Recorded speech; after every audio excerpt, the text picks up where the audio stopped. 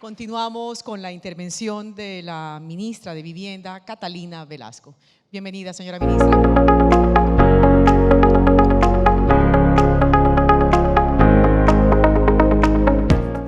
Catalina Velasco Campuzano, ministra de Vivienda, Ciudad y Territorio. Inteligente, responsable, organizada y rigurosa. Con esas palabras la definen colegas y compañeros de trabajo que han sido testigos de su esfuerzo y capacidad para mejorar la calidad de vida de miles de familias colombianas. Economista de la Universidad de los Andes, especialista en políticas públicas y gestión urbana y doctor en estudios políticos de la Universidad Externado de Colombia. Ha ocupado importantes cargos en la Alcaldía de Bogotá, entre ellos el de Secretaría de Hábitat y de Ambiente, Subsecretaria de Planeación, Vicepresidenta de Servicios Públicos y Regulación.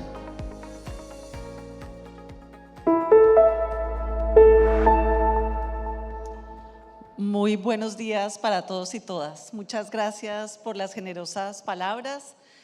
También me quiero pasar el protocolo y solamente quiero darle un gran saludo a mi querida amiga María Emma Mejía, que además ha sido mi mentora y que me enseñó sobre feminismo desde cuando en este país todavía no se sabía mucho de eso. Muchas gracias, me encanta estar contigo aquí, María Emma, y a todos ustedes muy buenos días.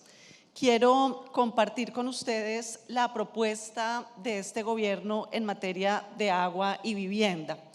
Y quiero comenzar a decir que vamos a hacer una transformación muy importante en el ministerio, porque vamos a poner el agua por encima de todos los objetivos y de todos los propósitos por las razones que quiero compartir con ustedes el día de hoy. Pareciera mentira, pero en nuestro país hay 12 millones de personas que tienen un servicio inadecuado de agua. Esto quiere decir que es intermitente o la calidad del agua es insuficiente. Y además hay 3.2 millones de personas que no tienen ningún servicio de agua potable en Colombia. Realmente consideramos que debe ser una prioridad y que el objetivo, ustedes han visto los propósitos de este gobierno concentrados en 5 grandes temas: educación, salud, agricultura, paz y agua. Tiene el objetivo de avanzar de manera significativa en este sentido. Nosotros podemos señalar, atrás por favor, que pareciera que nosotros tenemos un servicio de agua adecuado. La ley 142 nos ha diseñado un mecanismo para que las grandes ciudades, a través de las empresas de servicios públicos, tengan un adecuado servicio, y uno ve unos avances importantes en los últimos 35 años en este país. Pero cuando separamos la prestación del servicio de agua a nivel urbano y a nivel rural, empezamos a ver las falencias, las dificultades que tenemos.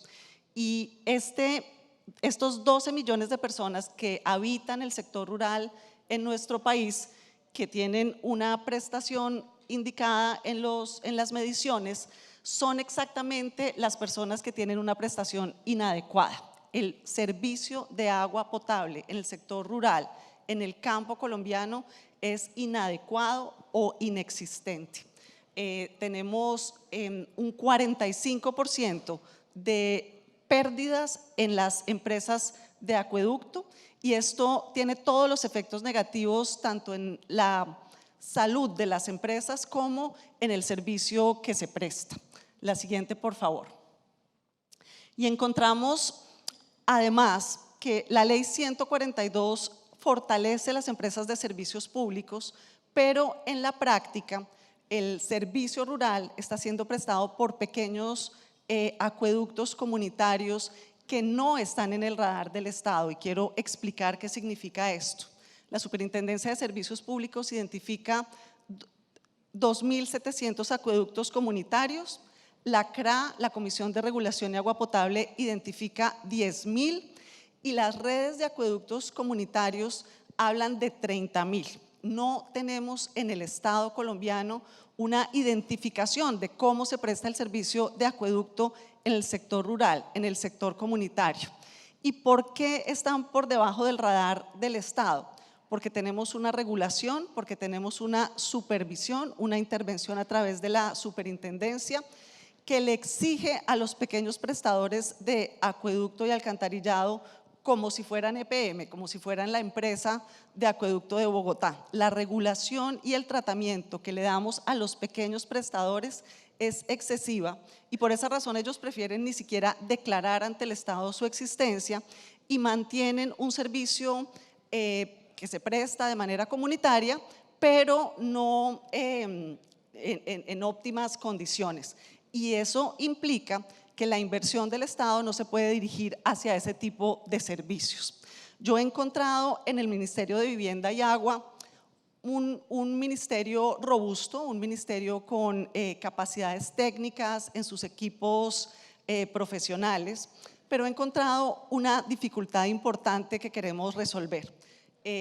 Tenemos, claro, obviamente los proyectos de acueducto y alcantarillado no son proyectos sencillos, requieren de una capacidad técnica importante y tenemos una instancia que es conocida como la ventanilla única de aprobación y validación de proyectos de inversión. Y no he encontrado la primera persona que me hable bien de esa ventanilla única. ¿Por qué razón? Porque las entidades territoriales, alcaldías y gobernaciones más robustas tienen la oportunidad de presentar proyectos para acudir a inversión por parte del gobierno nacional y estas entidades más robustas se demoran 1, 2 o hasta 3 años por cumplir la validación técnica por parte del ministerio. Y son las robustas, las capaces, pero las entidades territoriales pequeñas, especialmente municipios 5 y 6, que tienen la capacidad técnica disminuida por sus características naturales, ni siquiera cumplen con estos requisitos de habilitación técnica por parte del ministerio y por supuesto no tienen la posibilidad de acceder a recursos del gobierno nacional para financiar sus proyectos. Nosotros tenemos ya con la CAF, Banco de Desarrollo de América Latina, una propuesta que será conocida en los próximos meses para impulsar los proyectos de inversión en infraestructura de agua de la siguiente manera. Primero, identificar los proyectos que están ya en curso. Creemos que hay una inversión ya grande y es indispensable continuarlos. Encontramos problemas serísimos de ejecución, de orden financiero, de orden jurídico, de orden ambiental, social, incluso hasta político, que impide que estos proyectos avancen y este es la primera labor. Pero especialmente vamos a construir, vamos a identificar, estamos en ese proceso, un instrumento de apoyo a la gestión y a la consolidación técnica de proyectos de infraestructura para pequeños y medianos municipios y para el sector rural, de manera que tengan la capacidad de acceder a los recursos públicos una vez cumplan con los requisitos técnicos. Hemos encontrado, por ejemplo, que el caso boliviano, Miagua, tuvo un enorme efecto, una enorme capacidad, un enorme resultado cuando se identificaron los proyectos municipales, se impulsaron para posteriormente ser financiados. Esta unidad de gestión está en curso para municipios de categoría 4, 5 y 6. De otra manera, en los asuntos de agua y de saneamiento básico, yo quiero advertir la situación de los residuos en nuestro país. Tenemos hoy en día 140 de 281 rellenos sanitarios en condiciones críticas. ¿Qué quiere decir esto? Que tienen sus licencias ambientales a punto de ser terminadas, que están para perder su vigencia, tienen la saturación de su capacidad al límite.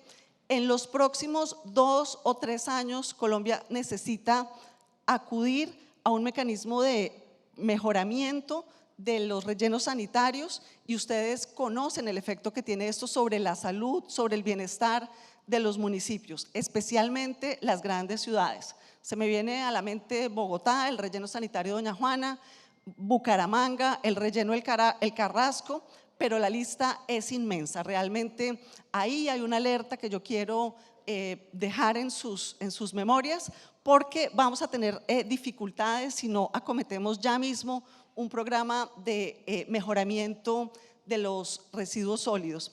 Y desafortunadamente no hemos tenido la capacidad en nuestro país de garantizar lo que la Corte Constitucional en su sentencia de protección a los recicladores, Adriana, recuerdo que tú estuviste ahí muy involucrada, de mejorar el bienestar de los recicladores de oficio, y mucho menos de avanzar hacia basura cero, economía circular o a eliminar el enterramiento de basuras. No hemos avanzado de la manera como quisiéramos y es indispensable mejorar la regulación y los avances en ese sentido.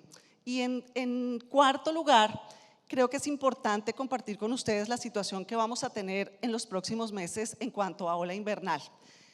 Así como en el año 2010 y en el año 2011 tuvimos un fenómeno de la Niña muy fuerte, eso mismo está sucediendo en este año 2022 con menos intensidad que en los años anteriores, hace una década, pero con unas precipitaciones mucho más prolongadas.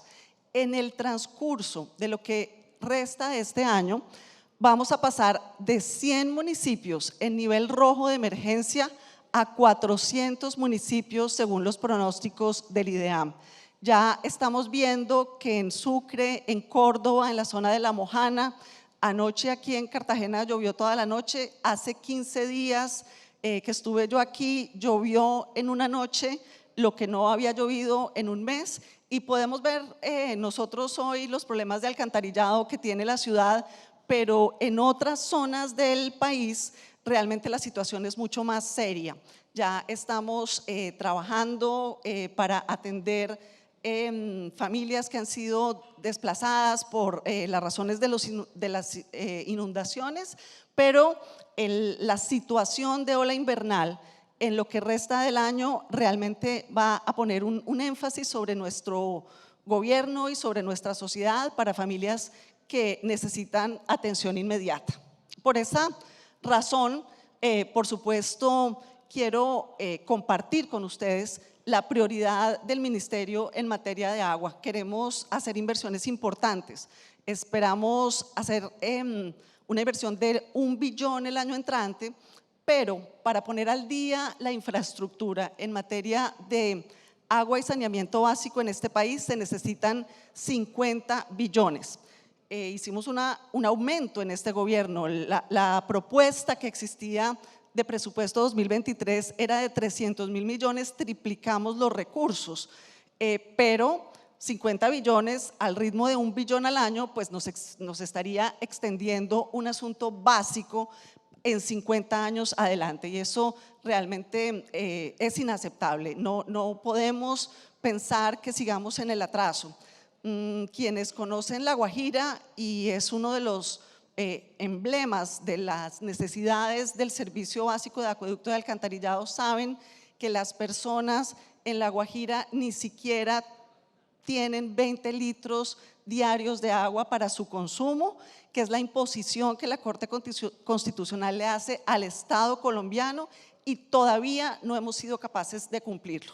La Comisión Interamericana de Derechos Humanos nos exige cumplir con estos objetivos y encontramos avances muy tímidos y el incumplimiento de esa obligación. Así que realmente pues, es indispensable dirigir los recursos del Estado y de la sociedad toda hacia garantizar el derecho humano al agua.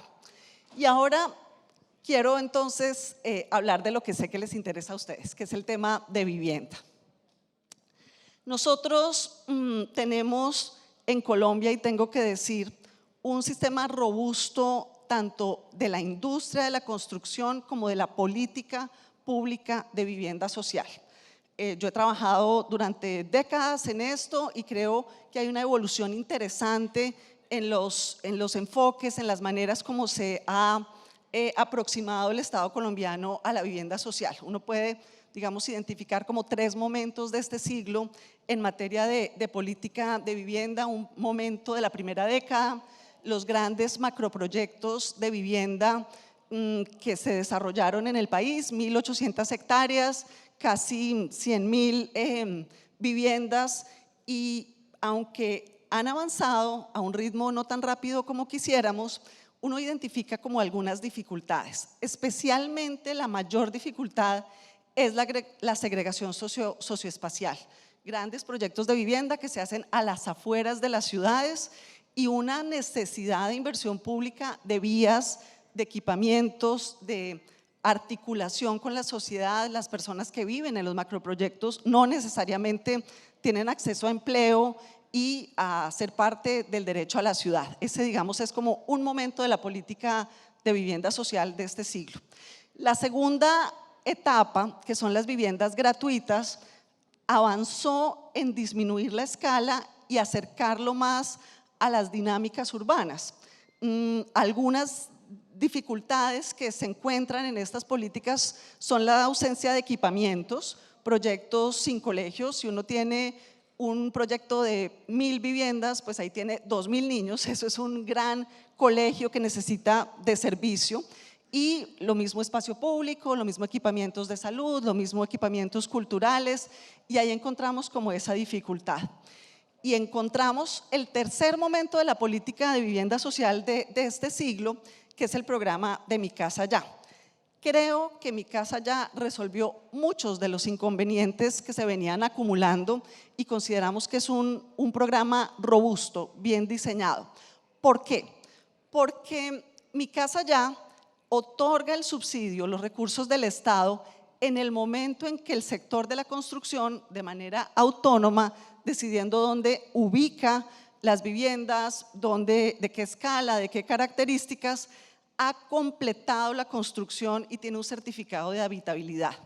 Y por el lado de la oferta, solamente se entregan los recursos públicos cuando hay una vivienda completa, lista para entregar. Y por el lado de la demanda de las familias completan el ahorro, el crédito, y es en ese momento que se otorga el subsidio. Realmente muy bien concebido el programa porque junta oferta y demanda, la vivienda completa y el cierre financiero. Y de esta manera la ejecución de los recursos públicos es muy eficaz y llega directamente a las familias que lo necesitan. Mi Casa Ya, y es la discusión de esta semana, ha completado ya la entrega de subsidios para el año 2022. El año pasado, 21, se entregaron 67.000 subsidios. Este año entregamos 65.000, se completa la meta y la demanda es inmensa. Yo recibo en todas las redes sociales y en todas las instancias en las que converso con la comunidad, por favor, por favor, por favor, queremos más subsidios. Estamos haciendo una gestión con el Ministerio de Hacienda para mirar si existen recursos sobrantes de diferentes instancias del gobierno. Todos sabemos que comenzando un gobierno queda plata que no se puede ejecutar, quedan posibilidades, digamos, de recoger. Estamos esperando y trabajando de manera directa con el Ministerio de Hacienda para poder hacer una nueva asignación en este año, pero eso todavía no ha sido posible ni finalizado. El mensaje que le hemos dado a la ciudadanía es: se han completado los subsidios del año 2022 y asignaremos nuevos subsidios en el año 23. Yo veo aquí algunos queridos congresistas y ellos saben que toda la plata que entre para vivienda será bien gastada.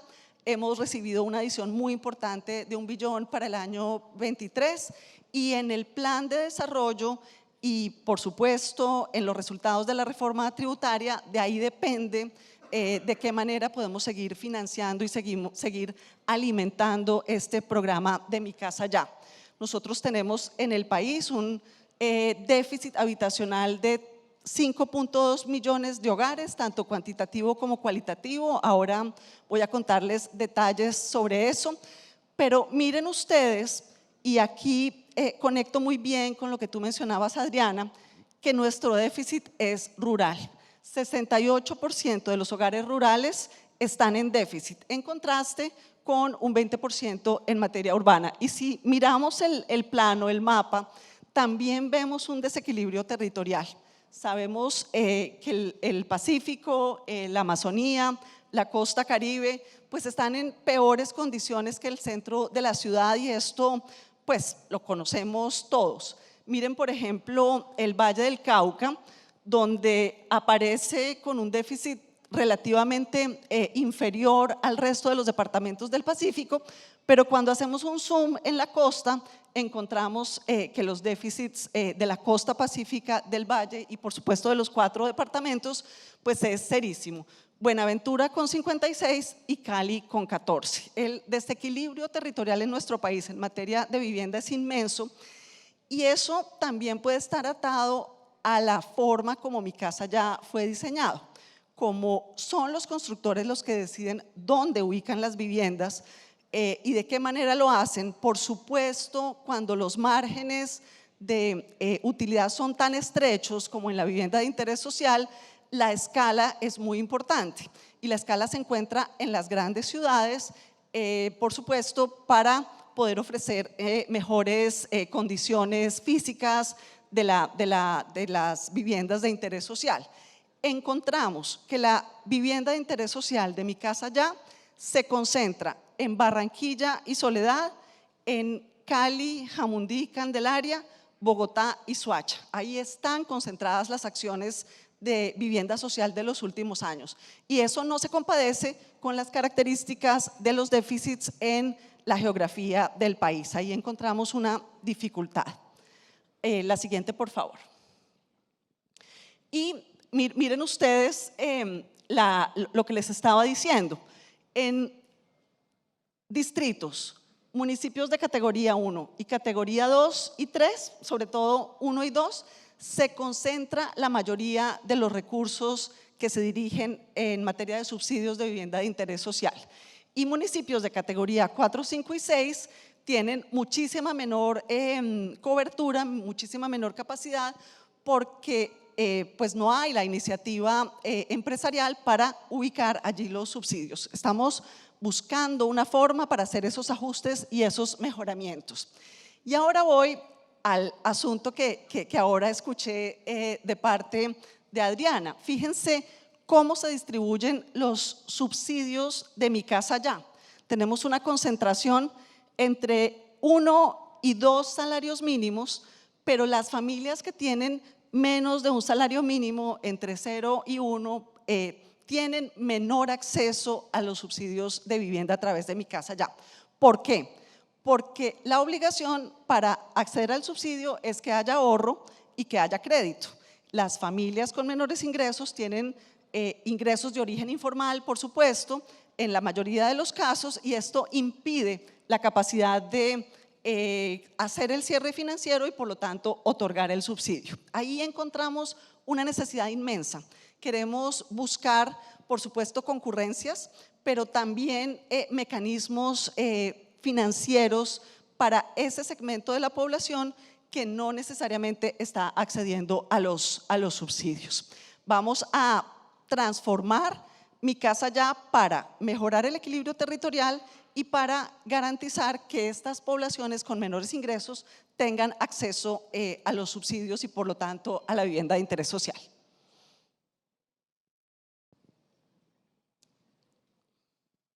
Nosotros creemos que las cajas de compensación familiar son nuestros mejores aliados para la vivienda social, y quiero repetir eso. Consideramos que las cajas de compensación familiar son nuestros mejores aliados para la política de vivienda social en este gobierno, especialmente por la concurrencia.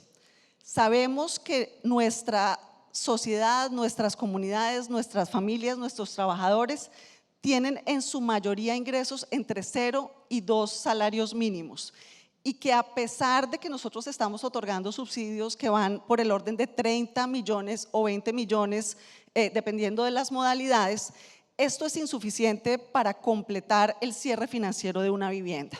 Si podemos juntar esfuerzos de concurrencia, del aporte de las cajas, con el aporte del Estado, con el aporte de los alcaldes y gobernadores que muchas veces ofrecen el suelo, el lote para la construcción. Estamos incluso pensando con el aporte de regalías. Los gobernadores, los alcaldes de Amazonía, de Orinoquía, nos señalan las dificultades, los niveles de pobreza de sus comunidades y nos piden que incluyamos en el plan de desarrollo la oportunidad de hacer concurrencia con regalías. De esa manera, juntando esfuerzos, trabajando con aportes de todas las instancias, podemos garantizar el cierre financiero y la oferta de vivienda. Por ejemplo, los subsidios a la tasa de interés que se habían venido dando por razones de emergencia nos han generado un dilema y una discusión al interior del gobierno. ¿Los mantenemos, no los mantenemos? Si están bien focalizados, son del orden de 500.000 millones de pesos al año y es una discusión que estamos todavía dando si es la mejor manera de orientar los recursos. Pero sabemos que la única manera de dirigir vivienda social a las familias con menores ingresos es a través de la concurrencia. Y yo quiero agradecerles a ustedes porque el esfuerzo de las cajas ha sido inmenso. Miren la distribución territorial concentrado en algunas zonas que yo sé que son las zonas más fuertes de ustedes y miren el avance en la asignación de subsidios concurrentes. Estamos hablando de 53.000 familias que en los últimos 4 años pudieron hacer el cierre financiero gracias a la concurrencia entre los aportes del Estado y los aportes de las cajas de compensación familiar. Queremos continuar con esa labor, queremos encontrar diferentes maneras de hacerlo. Yo sé que hay modalidades en las que podemos trabajar, que no necesariamente son las que el gremio constructor quiere impulsar, como por ejemplo la compra de vivienda usada, que es una alternativa para un buen número de familias, como por ejemplo los mejoramientos de vivienda en viviendas de origen informal, donde pues las familias tienen ya su vivienda, su casa, quieren hacer una ampliación, quieren mejorar el baño, la cocina. Sabemos el enorme impacto que el mejoramiento de baños y cocinas y de acometidas de acueducto de alcantarillado tiene sobre la salud pública. Entendemos la correlación entre disponibilidad de agua y desnutrición y salud pública y creemos que la primera tarea en materia de mejoramiento debe ir dirigida a conexiones de acueducto y alcantarillado, baños y cocinas. Las familias necesitan eso. Y hago un paréntesis, también nos interesa mucho llevarle agua a los colegios en todo el país. Los colegios en Colombia no tienen baterías sanitarias, no tienen agua para las cocinas, para hacer la comida caliente y por esa razón tenemos todas las dificultades en el PAE. Esa es otra línea que estamos trabajando con el ministro de Educación y queremos hacer ahí una alianza en el trabajo. La siguiente, por favor. La siguiente línea, la segunda línea que queremos compartir con ustedes, y ya lo mencionábamos en el diagnóstico, está relacionada con la vivienda rural. Cuando yo llegué al empalme en el Ministerio de Vivienda, me anunciaron que el logro del gobierno pasado había sido 61 viviendas rurales. Yo no sabía si reírme o llorar, porque un número de 61 pues realmente es absurdo que un gobierno tenga esas cifras. Por supuesto, después encontramos que habían comenzado ya a construir 10.200 viviendas adicionales, pero parecía que no era la prioridad, no tenían en su mente, en su política pública, atender el sector rural y como lo mencionaba anteriormente, 12 millones de personas que viven en el sector rural no tienen agua y son las personas más empobrecidas y son las personas que presionan el crecimiento de las ciudades. No tengo yo que explicar todo lo que esto significa. Para este gobierno es importantísimo la vivienda rural. Han oído ustedes a la ministra Cecilia de Agricultura, han oído ustedes al presidente sobre toda la reforma sobre la propiedad de la tierra y sobre la transformación productiva del campo y a través de la vivienda rural debemos apoyar eso. La ley nos exige que por lo menos el 20% de la inversión en vivienda social se haga en el sector rural y eso no se está cumpliendo. Queremos el año entrante cumplir el 20 y aumentar de manera progresiva durante los próximos 4 años para hacer un énfasis, un volcamiento hacia la vivienda rural. Pero lo que sabemos es que no es tan fácil construir vivienda rural por la dispersión, porque las grandes empresas, pues por supuesto, no encuentran la escala, no encuentran las posibilidades de construir este tipo de viviendas y estamos haciendo diseños y buscando alianzas y buscando nuevas maneras de gestionar la vivienda rural, promocionando organizaciones populares de vivienda, alianzas comunitarias. Eso tiene unas dificultades técnicas y de operación y de gestión inmensas, porque una cosa es una constructora haciendo 10.000 viviendas y otra cosa son 1.000 pequeñas organizaciones populares haciendo 10 viviendas cada una en todo el territorio nacional. Sabemos la necesidad de poner mucho cuidado en el diseño y en la operación de ese programa. Es un reto inmenso que tenemos. Por supuesto, impulsando la participación de las mujeres en esta actividad, avanzando pues en los temas operativos y reglamentando diferentes instrumentos que nos permitan facilitar, solucionar los problemas que encontramos para esta operación. La siguiente, por favor.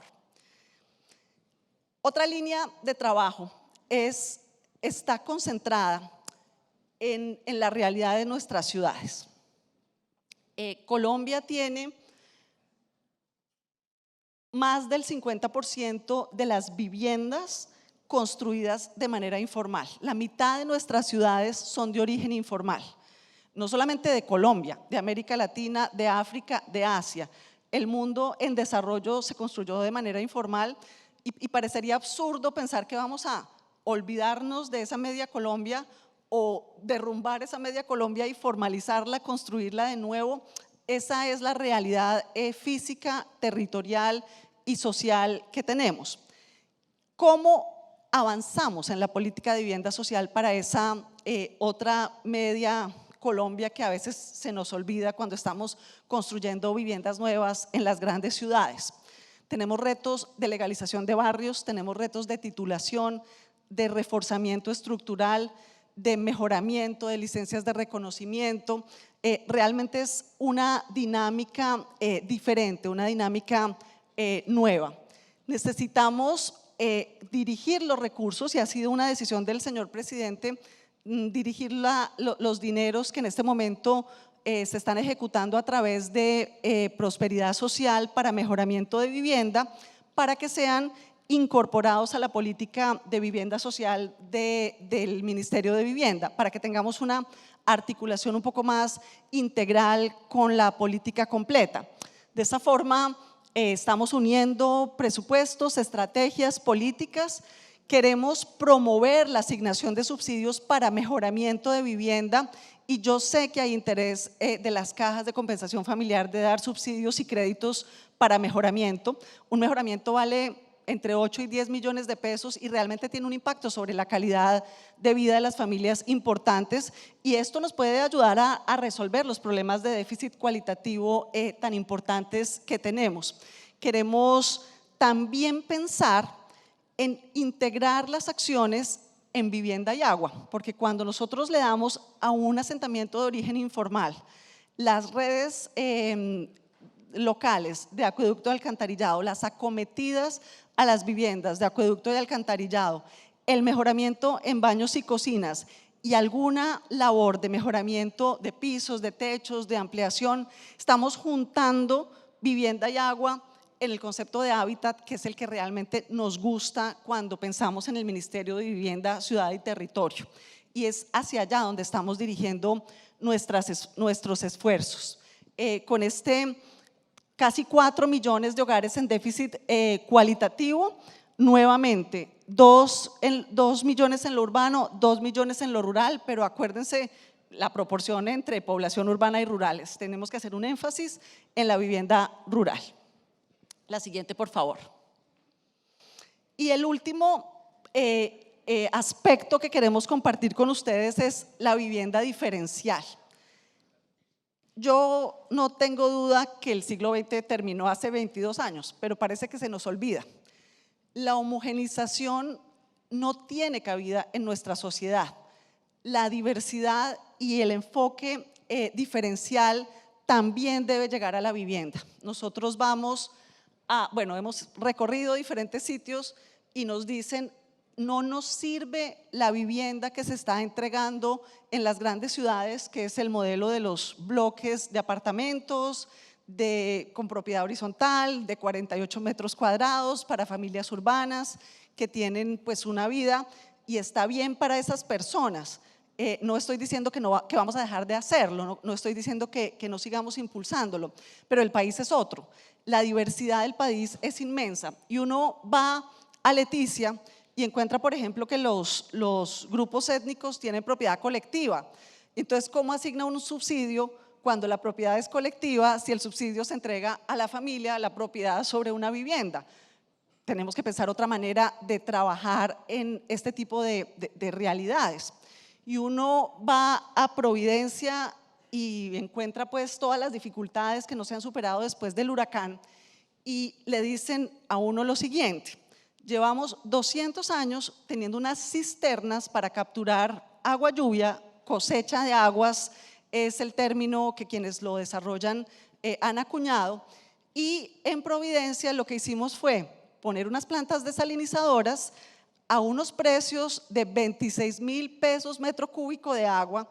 Una referencia, en Bogotá el metro cúbico de agua vale 800 pesos, entre 26.000 y 800, y les estamos entregando a los habitantes de Providencia por razones de emergencia el agua potable de manera gratuita, pero eso se va a acabar en noviembre y vamos a tener un problema serísimo porque la gente no va a tener cómo cancelar la factura. Y nos dicen, pero ¿cómo no nos pusieron cisternas para capturar agua lluvia en nuestras viviendas si nosotros las hemos tenido siempre y no podemos tener agua lluvia, agua potable para lavar la ropa o para asearse o para actividades que no necesitan agua potable? Y ahí encontramos una necesidad diferencial y ahí encontramos el vínculo entre agua y vivienda. Y empezamos a pensar en los temas de habitabilidad, de hábitat. Y vamos a Timbiquí, en la región pacífica, y nos dice el alcalde de Guapi, en Guapi el 80% de las viviendas son palafíticas y pues la realidad nos exige otro tipo de viviendas. Y vamos a La Guajira y nos dicen, pues no podemos hacer viviendas de bloque y teja de zinc, porque primero el calor, segundo las dificultades de transportar los materiales hasta la Alta Guajira, y aquí tenemos el bareque y aquí tenemos nuestros materiales y nuestras prácticas de construcción ancestral, y por favor no nos traiga esas viviendas porque no las queremos y no las necesitamos y es costosísimo. Y empezamos a pensar en vivienda diferencial. Estábamos ayer con el BID diseñando la política de vivienda diferencial, la política de vivienda amigable con el medio ambiente, que tiene unos costos adicionales, pero hay que asumirlos por el efecto que tiene sobre, por ejemplo, la disminución en costos de servicios públicos en el largo plazo. Y estamos trabajando en vivienda diferencial. Ese va a ser un avance, una transformación que estamos impulsando. Finalmente, creo que queda una filmina. Eso es en la escala unitaria de la vivienda, pero cuando pensamos en una escala más amplia, en el ordenamiento territorial, vemos la necesidad de trabajar de otra manera lo que hemos venido haciendo. El presidente le ha propuesto al país la paz total, y la paz total, por supuesto, es entre los grupos armados, por supuesto es entre las bandas delincuenciales, pero la paz total también se da a nivel de barrio, a nivel de comunidad. Con el comisionado de paz hemos decidido que la inversión de mejoramiento de barrios, de equipamientos locales, va a tener como propósito la reconciliación y la paz. Yo creo, María Emma, que eso era lo que tú pensabas en los 90s cuando estabas en la Consejería de Paz de Medellín. Pues lo vamos a continuar, porque es a través de la inversión en infraestructura que se juntan las comunidades para la reconciliación y para la paz, la reconciliación, la construcción de comunidad. Ese va a ser el mecanismo que vamos a utilizar para resolución de conflictos. Vamos a comenzar en Buenaventura y en Turbo este año y lo vamos a ampliar en los próximos años. Ya lo estamos identificando a través del plan de desarrollo. Este es un asunto de una escala más amplia de la unidad habitacional a nivel barrial. De igual forma, estamos construyendo un banco de suelo para ofrecer lotes adaptados, adecuados en temas de norma, en temas de disponibilidad de servicios públicos para atender la emergencia invernal y en coordinación con los alcaldes y gobernadores. Vamos a trabajar en procesos de titulación amplia en esos lotes, pues porque las familias sin título pues no tienen propiedad y por supuesto no tienen mejoramiento y todo lo que conocemos, y vamos a realizar una asistencia técnica a los municipios porque los POTs de nuestro país están desactualizados en un 50%. Eso tiene unos problemas de orden legal. Si a Bogotá le costó trabajo sacar adelante un POT después de 20 y pico de años, imagínense cómo le cuesta de trabajo a los pequeños municipios sin la capacidad técnica para cumplir con la inmensidad de requisitos de la Ley 388 y todas sus regulaciones complementarias. Este es un asunto que hemos encontrado urgente, importante. Incluso puedo decir que estamos pensando en un proyecto de ley que presentaremos al Congreso el año entrante para resolver las dificultades de atender el hábitat en esa franja que está por debajo del radar, que nosotros como que no reconocemos en materia de vivienda rural, de vivienda informal, de acceso a crédito para personas con ingresos informales, de ordenamiento territorial para pequeños municipios, de aprovechamiento para recicladores y recicladoras y organizaciones de reciclaje, en general para eso que está siendo entendido por las normas y por la regulación como si fueran grandes prestadores y que son prestadores comunitarios en diferentes instancias, y tenemos esta escala adicional en la que nos vamos a concentrar. Y creo que con eso terminamos. ¿Tenemos otra? Es solamente pues algunas imágenes de las tareas que hemos estado haciendo. La anterior, por favor. En estos 2 meses, reconociendo la diversidad de nuestro país, escuchando a las comunidades, porque aunque llevamos varios meses pensando que es el diálogo social incluyente, parece que ya estamos entendiendo. Entonces, hemos recorrido, hemos conversado, hemos trabajado. Yo creo que este también es un espacio de diálogo social incluyente con todos los grupos de interés para conocer cómo todas las instancias de la sociedad podemos unir esfuerzos para avanzar en estas enormes necesidades que, para lo que me corresponde, están relacionadas con agua y vivienda. Les agradezco mucho y por supuesto los invito nuevamente a ser parte de este proyecto que sabemos ustedes llevan muchos años impulsando.